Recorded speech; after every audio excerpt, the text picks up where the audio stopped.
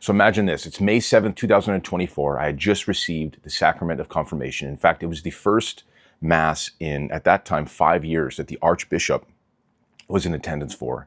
And I was the only 30-something-year-old in a sea of 12 and 13-year-olds receiving the sacrament of confirmation, sweating bullets in this suit at the back of the line amidst all these teenagers, walking up. And the Archbishop looks at me, kind of gives me a once-over, looks stunned, grabs my hand and almost does like the Donald Trump handshake where he pulls me in and he looks at me and goes, good for you, son. Good for you. It was a moment that I'll never forget. He looked so pleased, so enthused, but also so shocked that somebody like me was in this lineup filled with teeny boppers getting their confirmation, but so happy that I was doing so. And that was a moment that I'll never forget the rest of my life, just that reaction. So naturally, during this time, I was being showered with consolation, showered with just all of those graces that God gives us when we're, returning to the faith or converting to the faith, etc. And then I woke up the very next morning and stumbled upon the knowledge that my marriage was invalid. So what do I mean by this? I'm a baptized Catholic that fell away. My wife was a Protestant, now a Catholic by the grace of God. But because we eloped and we didn't get married within the church, our marriage wasn't even a natural marriage in the eyes of the church. We weren't married at all. In fact, we had a couple of kids, and in the eyes of the church, we were merely just cohabitating because of that. If for some of you that may not know, many of you are in the same scenario from my understanding, because I get messages from people all the time about this topic. Even if you are a baptized Catholic that fell away, you are still bound, from what I believe is canon law, to still get married in the church in order for it to be recognized as a sacrament, the sacrament of matrimony. And because we eloped and we got like a justice of the peace in the middle of the woods in my hometown of Vancouver back in 2021, the church didn't recognize that as a marriage. Now, of course, for this to be grave, we have to have full knowledge, full intent of the will, and it's got to be grave matter. Well, now, this is one of those perfect scenarios and encapsulates that message that's all over Scripture, where one grows in knowledge, one grows in grief. And now I know I'm going to be judged according to what I know. And there was no ignoring this fact that we weren't married. And imagine my shock, imagine my horror. I was trying to find a way, this could not be true. But it was true. And I'll never forget these two distinct moments. I remember going to see my parish priest, and this is not to disparage him at all, because I think he was really trying to give us good advice. And he says, well, go through the convalidation process, to go through the process that allows the church to recognize or gives the church the recognition of our marriage. But, you guys don't really have to change anything. God knows your heart. You're going through this process. Don't worry about it. Don't let it cause you undue stress. And I thought that was good advice. However, there's something in my spirit that felt unsettled about that. It felt like, okay, well, I need to seek an alternate opinion. And so at the time, our traditional Latin Mass parish, our FSSP parish, wasn't our regular church, but I decided to call the head priest. Because I've said, listen, if anybody's going to set me straight, it's going to be the TLM priest. And he did. He laid it out very, very simply for me. He says, well, if you want to continue to partake in the sacraments, then you and your wife have to abstain from the marital act. But if you're going to continue to come together in marriage, then you'll have to abstain from the sacraments. Essentially saying that I would be in a state of habitual mortal sin.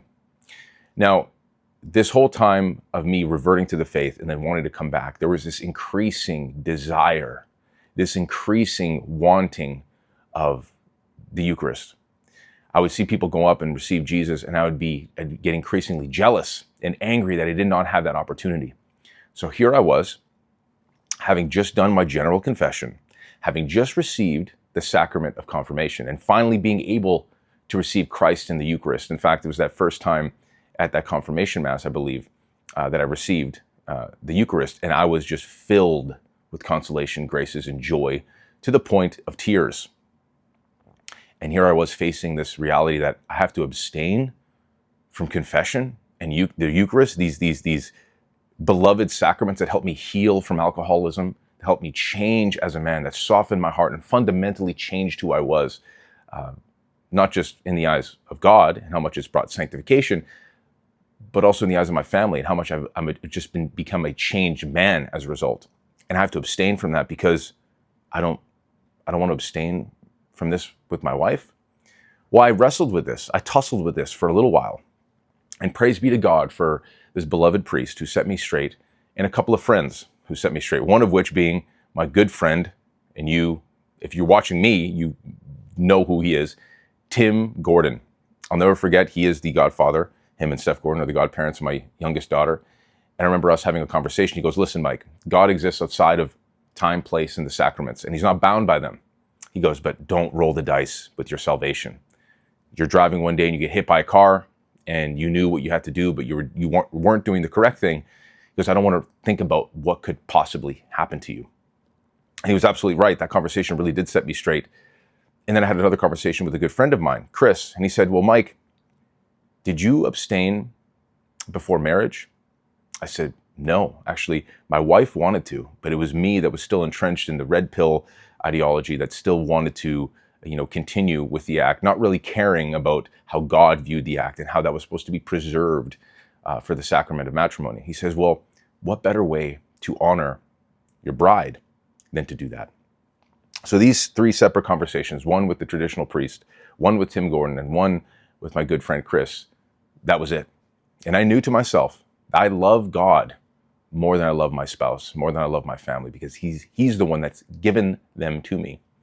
And what a way to show how much I love Christ, how much I love his church, how much I love my wife, how much I love my children, and then to honor them with my obedience to God above all things.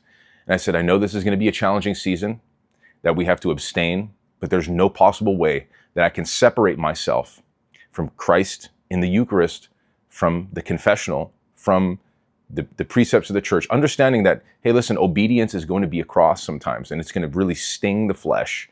It's going to sting all that we want as human beings, knowing our wiring is kind of faulty, that we want things that are contrary to the Spirit. But I knew with these confirmations, I had to go and do the righteous thing. So we sought out the convalidation process, and it took us, a couple of months, just under a couple of months. So it wasn't like this long, treacherous time, but this time taught me many things. Number one, my love for Christ grew in a way that I cannot put into words. And not just for Christ, but my love for my wife, and now being able to see her in a different light, seeing her in a way that I've never seen her before, finding ways to love her, things that I loved about her that didn't involve intimacy. And what was this fundamentally teaching me as a man? For all these men that come to me for help with lust, etc., what they're missing, just like anybody that's struggling with sins against the sixth commandment, sins against purity, is chastity. And what is chastity? And I found this out in these couple of months that we were going through this process. It's the integration of sexuality into one's personhood. And it's only by disintegration that it becomes disordered, that it becomes, it gets put over virtue, where it's my desires over what God desires. And so this process fundamentally taught me everything I needed to know about chastity, in how I viewed God and my love and obedience to him. Did I care about my flesh more than I cared about him and cared about his rules, his law? Did I want to try to break myself against his law and risk, damnation because I couldn't handle myself in that way? And what kind of example did I want to show to my wife and to my daughters? To me, in loving God more than them, showed them how much I loved them. That if my daughters were ever in a similar situation, how would I want their husbands to act? And if I wasn't prepared to act that way, then I'd be nothing more than a hypocrite, raising them with these values, but not showing them and practicing them in my actual life. And if I say that I love my wife, how much do I truly love my wife? How much of this was an act of, this is how much I love God and how much I love you? Because if I don't love him more than I love you, then do I truly love you? This was a crash course in chastity, and it was a difficult couple of months. I desire my wife. I love my wife. She's the most beautiful and incredible and physically attractive woman on planet Earth to me, and always will be that way. And through this process, that recognition of that beauty, not just externally, but internally, was enhanced in a way that I could have never otherwise achieved had I not done this. So we had to abstain for a couple of months and go through this convalidation process, learn what the sacrament of matrimony is, what it represents in the eyes of God, how important and how valued and how precious this is in the eyes of God, because it is a living, breathing representation of Christ and his church here on earth.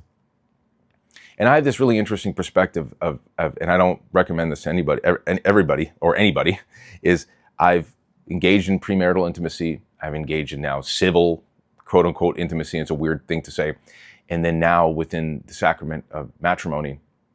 And it makes me well up with emotion, how truly different it is. Mind in terms of the mental aspect, the spiritual, the physical, and how all these things come together for this incredible coming together in marriage, where it's not just about the physical, it's not just about the release, it's about this most intimate moment that a couple could share.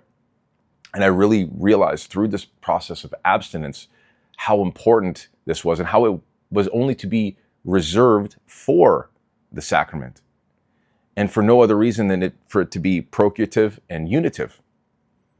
And so, and I tell you with no exaggeration that physically, mentally, emotionally, spiritually, after this process, I can never look at intimacy, sex within marriage the same again. Because all of these aspects, all of these different aspects of the marital act itself were enhanced 100-fold through this. And not just that, by God's grace, this self-control that I was able to attain through this abstinence, it taught me so much. And looking back at when she was pregnant with our children and all these other things, and how I conducted myself was so poor. Because there are going to be challenges in a man's life and a man's marriage to his wife that are going to bring about, forced periods of abstinence. And many of us are not prepared for that. This prepared me for that. And this was the time that I fully understood. It was through this process, this trial by fire, that I understood first things first. It's God first above all things, especially in the hard things. And we need to follow him. And especially for those of us that stumble upon this knowledge, we're going to be judged according to what we know. But how much do we truly love God? How much are we truly willing to be obedient? And it taught me chastity, which I believe is going to be the virtue that brings so many men back within the fold of the faith.